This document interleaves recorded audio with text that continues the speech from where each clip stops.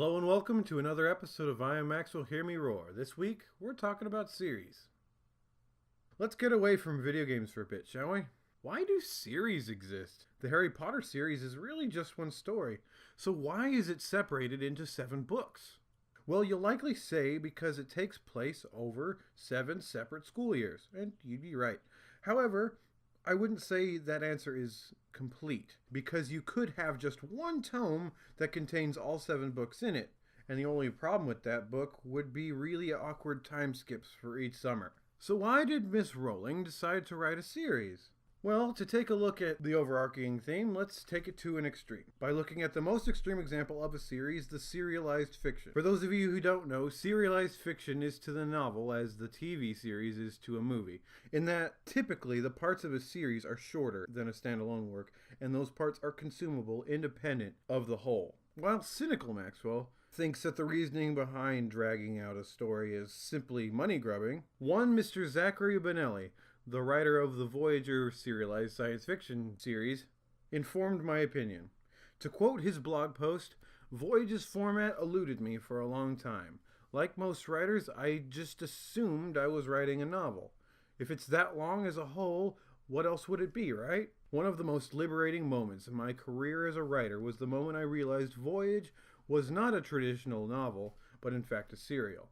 I was finally able to give myself permission to tell a story in the way I wanted to tell it, unrestricted by the conventions of novels, which were holding my story back. As my buddy and prospective author Terry Brown can attest, you need time to adjust and let the experience live. So this longer form of writing is an artistic choice made to ensure the fulfillment of an artistic vision. But again, why is that choice necessary when you could conceivably just write a gargantuan novel?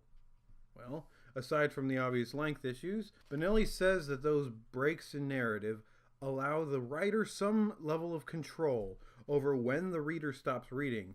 Aha! That's something I can work with.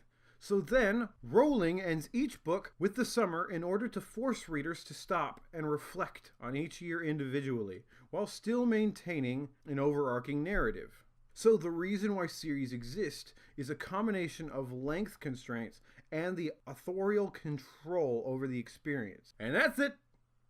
That's the only justification for a series, right? Cynicism vindication incoming. Of course not! Later on in the blog, Benelli notes that serialized fiction earns an average about triple the revenue per word as compared to the typical novel. That is astounding, but of course it's only logical. If you can sell one story in multiple chunks, you can make more money.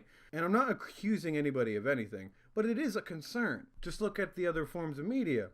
A Wolf Among Us is quite literally what I just described. One story cut up and sold for a higher profit. And I'm sure you could name a couple movies that add in a cliffhanger just to boost hype for a sequel that may never happen, when the story could have been tied up right then and there. The abuse of longer form content for monetary gain existed even in the beginnings of the novel and serialized writing. Authors were paid by the word, so naturally the authors wrote longer stories to earn that cash flow. It's bound to happen, but that doesn't mean it's the rule. Particularly in video games, I can tell you that The Walking Dead would have been worse if it had come out in one big chunk, and that Mass Effect is a classic trilogy. It wouldn't have functioned as a single work. Great examples of multi-entry fiction exist in every type of art, and I hope you understand why they exist just a little bit more. Thank you so much for watching. I'll see you next time.